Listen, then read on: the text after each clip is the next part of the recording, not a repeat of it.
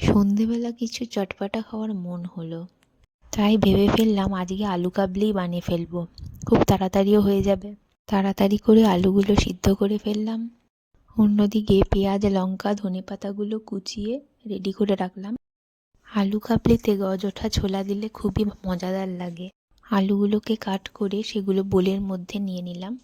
তারপরে মশলা দিতে হবে। মশলা হিসাবে ধনে জিরের গুঁড়ো আর কিছুটা চিলি ফ্লেক্স দিতে হবে। আলু কাবলিতে তেঁতুলের পরিবর্তে আমি এখানে আমাদের গাছের গন্ধরাজ লেবু ব্যবহার করেছি। আমার কাছে পুরনো তেঁতুল ছিল, তো পুরনো তেঁতুল ব্যবহার করলে এই আলু কাবলিতে একটু কালচে মতো দেখায়। এতে পরিমাণ মতো বিট নুন আর তার সাথে অবশ্যই চাট মশলা ব্যবহার করতে হবে। যে যার মুখের স্বাদ অনুযায়ী নুন ঝালটা দিয়ে নেবে।